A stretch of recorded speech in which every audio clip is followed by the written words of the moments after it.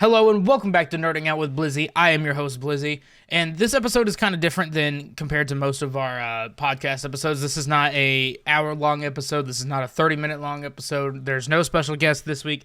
It's just me talking with you guys on a short little YouTube video. I just wanted to get some content out there. And this whole episode is strictly just about Guardians of the Galaxy Volume 3. Just dropped this past weekend. I didn't want to drop this video right away because I wanted some time to for people to go see it first, and then also just so we can have a little bit of time settled in after people are recovering from what, in my opinion, was the best movie since No Way Home. So in Marvel, but the first 5 minutes of this is going to be spoiler free. There's no spoilers for the first 5 minutes. I want everybody to know that. I will not say anything spoiler related to Guardians of the Galaxy Volume 3. Now, if you haven't seen Guardians of the Galaxy Volume 1 or 2, or like any of the Avengers things, obviously there's spoilers for that. But Guardians of the Galaxy Volume 3, no spoilers whatsoever, so you guys are in the clear. I want to start off by just saying that my content lately has been kind of low. I want to apologize for that. My motivation for content creating lately has been kind of off the walls with, I'm a teacher, if you guys didn't know, so teaching at the end in April and May is always the roughest months because not a lot of days off, plus it's the end of the school year, so a little bit of rougher time, but yeah, I'm about to hit the summer pretty good.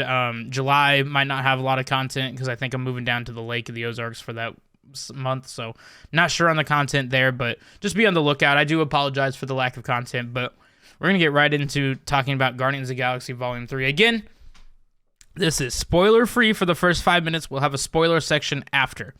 I got a hair in my mouth. Dang. So spoiler-free, this first section. First of all, let's just start off by talking about where we left off with the Guardians going into this movie.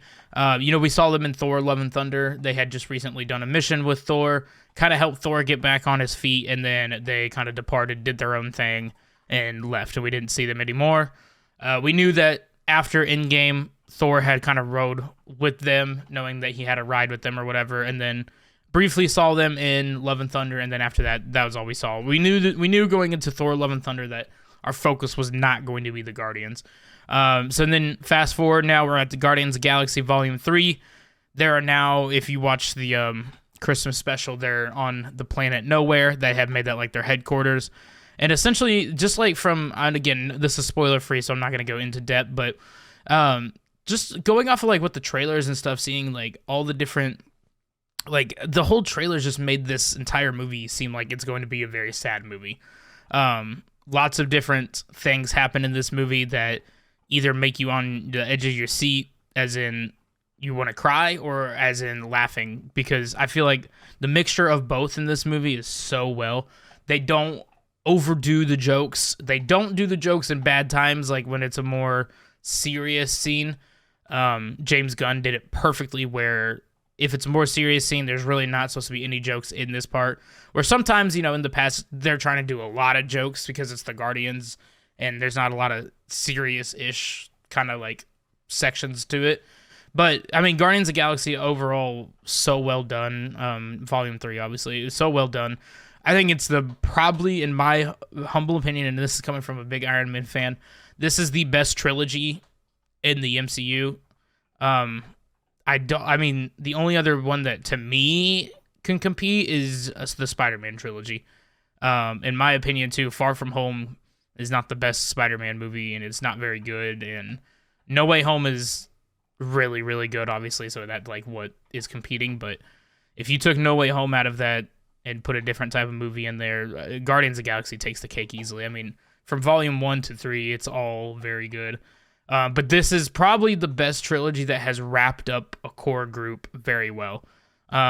Avengers Endgame obviously was fantastic. It was so well done, but in my opinion, we got left with a bunch of cliffhangers. Like a bunch of cliffhangers after Endgame. Is Captain America still alive? What happened when he returned the Time Stones? What is next for the Avengers? What's next for Thor? What's next for, like, all these things? And which they did on purpose. It's an Avengers movie. They're trying to set up the future for Phase 4, Phase 5, Phase 6, and so on. So they know what they're doing for the Avengers. But, like, if you think about Captain America, the trilogy ends with Civil War. they're really not wrapping up that character necessarily because they're setting him up for future Avengers movies. They're setting up Iron Man for future movies as well, and then Thor, who just had his third and then, of course, his fourth movie, but his third, if you think to Ragnarok was fantastic, but you think about Thor 1 and 2 is not that good, but it's just, I feel like this trilogy wraps up those characters so well, and we know that Dave Bautista has come out saying that he doesn't want to do anymore, and I'm sure, like, you know, all, like, Bradley Cooper, who does Rocket, is kind of over it, so I think that we see the end of the Guardians because of the fact that they've done this for so many years now, and they're kind of ready to do their own thing. Now, I bet some of them still stay around. I bet they find ways to keep certain characters and certain actors on board. But talking about Guardians of the Galaxy Volume 3, again, there's just... the action scenes in this movie are probably one of my favorite, if not top tier. And I was going to say behind Endgame, but to be honest, Endgame really didn't have a crazy amount of action sequences. I mean, they did towards, you know, like the middle and the end, but really, I mean, Endgame is more about setting it up. Infinity War has a lot of, like, action scenes, but I think Guardians of the Galaxy Volume 3 hits those action scenes the best. And if you've seen the movie, you know, as soon as you hear the songs play, the soundtrack in it's perfect. They know exactly what song to play, when to play it, how to fit it into the scene, how the characters react to the song, and it's just, I don't know. James Gunn knows exactly what he's doing. Marvel obviously lost a really good director in James Gunn. DC got a really good new head of operations over there. So DC, if James Gunn puts all the effort that he put into Marvel into DC, DC is going to be looking good real soon. But again, Volume 3 of Guardians of the Galaxy, in my opinion, best action sequences. Also, probably the most emotional, I think, that we've had since Endgame. Or I guess No Way Home. No Way Home was pretty emotional, but probably the most emotional movie that we've had in Marvel since No Way Home.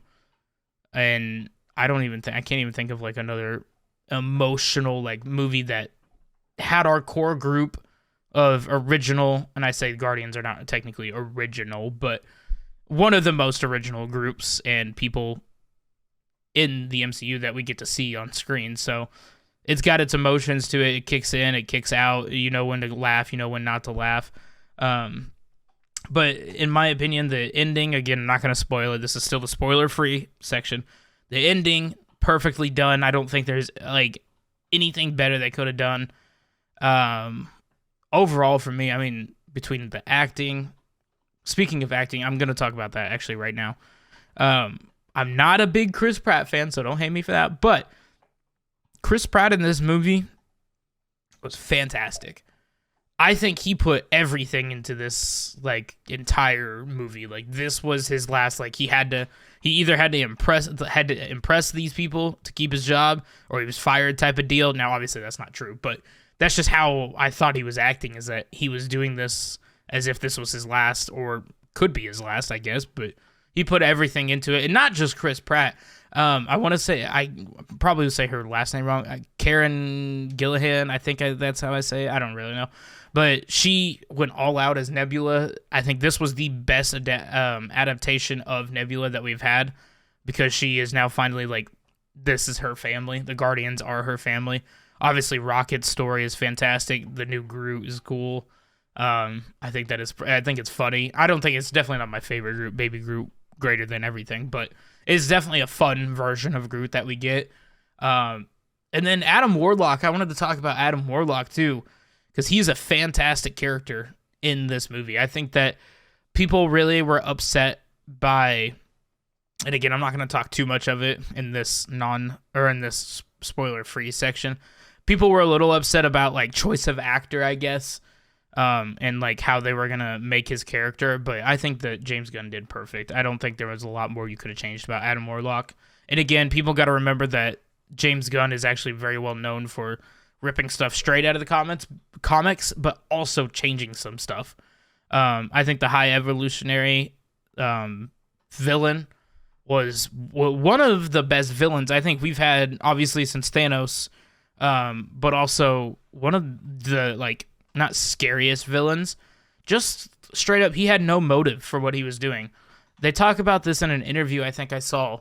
I don't remember with who, but this is like the first villain that we have that's not, oh, my dad left me, my mom hates me, my brother and sister were killed, I just want revenge on the world. He has nothing, like, I mean, at least that we know of. There was no backstory other than him going into, and again, spoiler free, but of him doing everything that he did. So, when he did all his things that he did, with the rocket and everything, that was no motive. It was just what he wanted to do. He wasn't trying to take over the world. He wasn't trying to do this. Wasn't trying to, kill people. He was just doing the things he was doing. But I think overall, this is going to wrap up the spoiler-free section. So if you're listening, thank you for listening to the spoiler-free section. But overall, this movie, Guardians of the Galaxy Volume 3, if you have not seen it, I don't know what you're doing. You need to go see it immediately.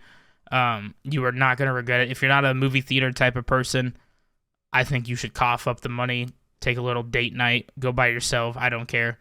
Go see this movie. It is really, really good. It is worth it. In my humble opinion, I think it is very good. And I think it is definitely worth the money. With that being said, we are moving into the spoiler section. So be warned, spoilers for Guardians of the Galaxy Volume 3 start now. If you want to click off, see ya. Thank you for listening. Here we go. So, Guardians of the Galaxy Volume 3, going into spoiler sections. I just want to start from the beginning. The very beginning, starting off with the acoustics of, I can't remember the song now, and I'm very sorry. I think I have it pulled. Creep, that's what it was. I had it pulled up right there.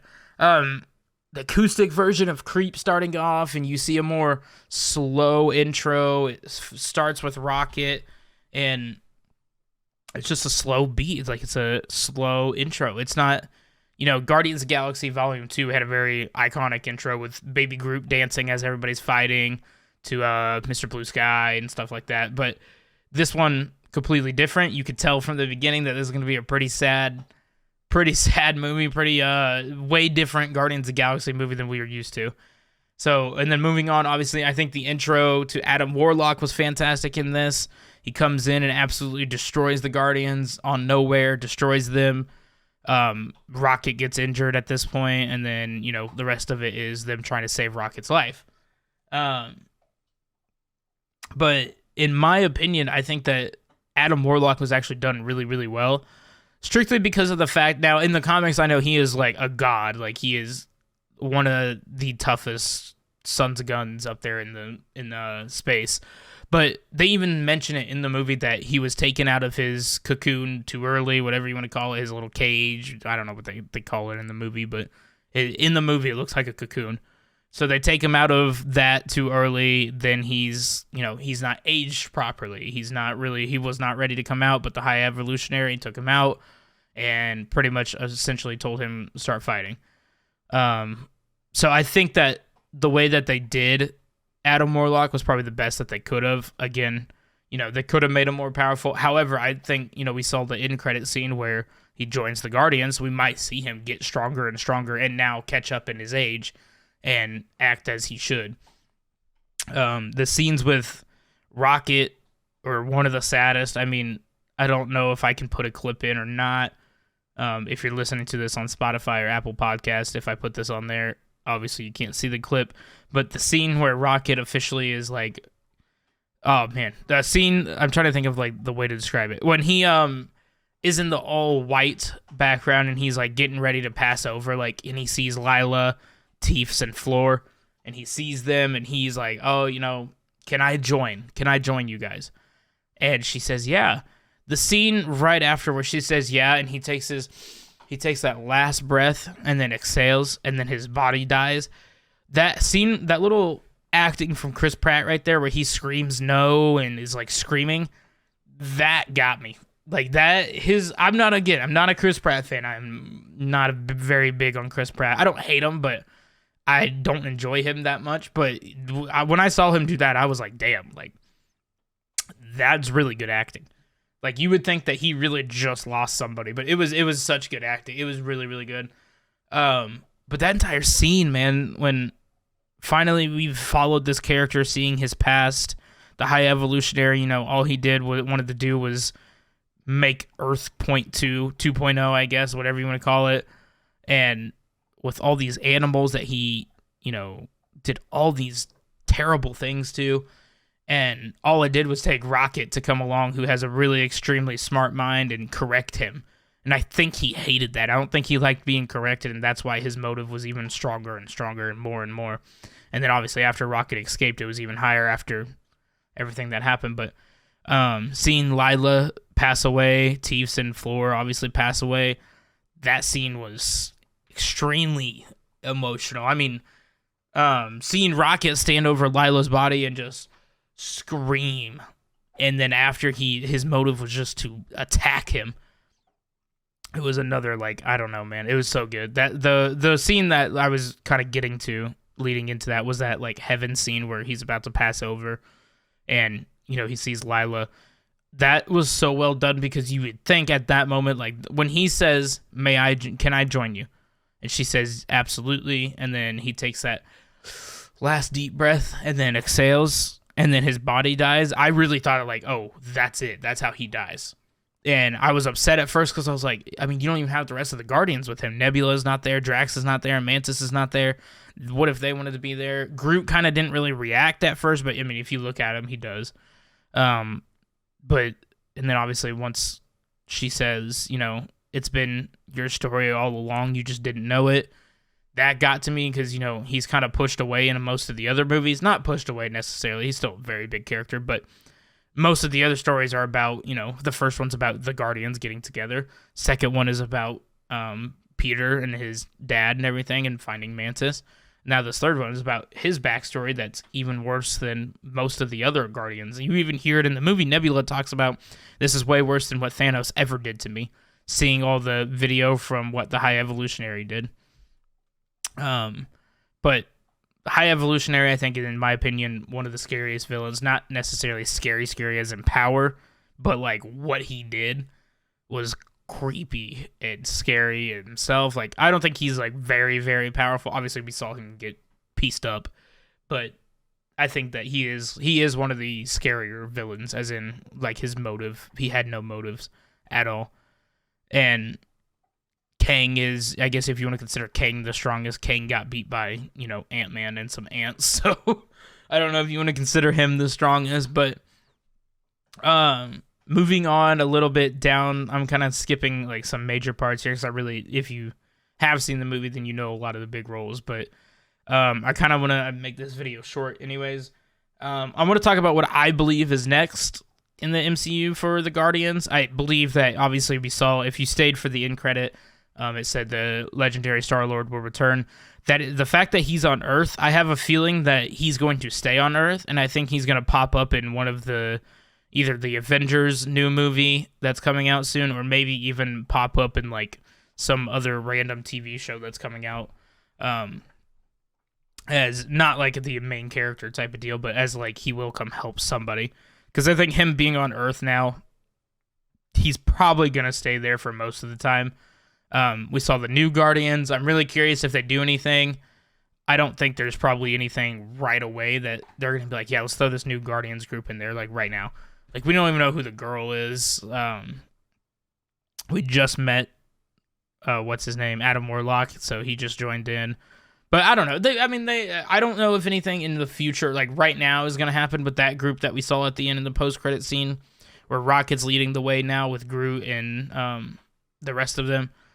So I don't know if that's going to be, like, anytime soon. However, I do think they'll keep them around. I think, however, that who we are done seeing for a while is Nebula. I think we're done seeing Groot. I think we're done seeing Dave Bautista and Drax. I think he is done for a while. I even know, as an actor, he said that he kind of wants to be done. And I think we're done with Mantis for probably a while as well. I think Nebula is kind of, like, up in the air, and along with Gamora, kind of up in the air as well. Because Gamora story kind of leaves off kind of weird.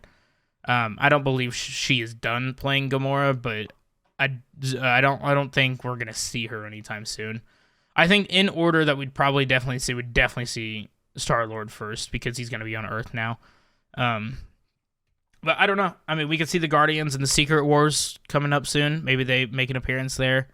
Who knows? But I I do think that the fact that Star-Lord is on Earth now, I think he's going to pop up in some future, like, not way down the road, but, like, maybe in the next 3 or 4 years, he's going to pop up in something because he's now back on Earth. I'm trying to think what, like, other major things that I'm extremely missing from this, other than the fact that I think that, again, Guardians of the Galaxy, in my opinion, the fighting, that's what I was... The fighting in that hallway scene with No Sleep Till Brooklyn playing, that was... Every single character in that hallway had a perfect amount of screen time. It wasn't too much of Star-Lord. It wasn't too much of Rocket. Everybody showed off their powers with their signature weapon because Gamora had her sword. You know, you had Star-Lord with his guns, Groot with his vines, of course, Rocket with his gun, Drax had his 2 knives or daggers, Nebula had her arm. So, like, it was so cool just to watch that. That scene was done so well. I was a big fan the fact that how they made Adam Warlock good, because you know that, I don't know if you know, in the comics, Adam Warlock is like a villain / good guy. He turns good guy. And so I think that, you know, when they saw Star-Lord had essentially died in space after he was trying to jump to the ship, having Adam Warlock, that is the way that they introduce him as a good guy. I think that was done perfectly. Like, it wasn't some, oh, let me help you guys fight because my mom died, because his mom died on the planet or whatever. So it wasn't like an immediate, let me help you guys fight. It was a little bit down the road. He even showed back up to fight them again, but realized very quickly that, you know, he's not the one that he should be fighting. Overall, though, man, I think the movie was fantastic. I just wanted to come on here real quick and talk about how my thoughts were about it, how James Gunn did. I think James Gunn, 10 out of 10 movie. I really think that it is fantastic. Cannot wait to see what's in the future. Marvel, unfortunately, I don't even know what they have coming out the rest of this year. I know we got the Marvels, as in the Marvels TV show, or not TV show, sorry, movie. Other than that, though, I don't know what else their actual plan is. They have, the Marvels. Oh, that Captain America New World Order is next year. Thunderbolts and Blade is about all they got remaining between 2023 and 2024. So, movie-wise, there's not a lot that I'm looking forward to. Blade will be cool if it's done right. I'm afraid with all the changes and stuff. And Thunderbolts, I guess, could be cool, but Guardians of the Galaxy Volume 3, I think, was the topping on the cake. I don't even know. I'm looking TV shows as well. Oh, Secret Invasion starts soon. Loki, I guess, is in the middle of 2023. Sometime soon, I bet we'll get something for that. Ironheart, Echo, Daredevil, which is 2024. So, yeah, there's really, I mean, the rest of this year, Marvel isn't looking too, like, really promising until I see some more trailers or something. But Guardians of the Galaxy Volume 3 just felt like one of those movies that I can go back and watch multiple times, and I cannot wait to get back into it. So, thank you guys for watching this video. Again, hopefully you guys enjoyed it. I know it's a different type of podcast video. It's just a little video kind of reviewing what one of my favorite movies were that's been released in a while. So, let me know what you guys think, and leave a like on the video if you're watching this on YouTube. If you're on Spotify, Apple Podcasts, or wherever you listen to your podcast, make sure you like the podcast, download the podcast, follow the podcast, whatever you want to do. And make sure you check us out on Twitter over at nerdout_podcast. So this has been Nerding Out with Blizzy. I appreciate you guys listening.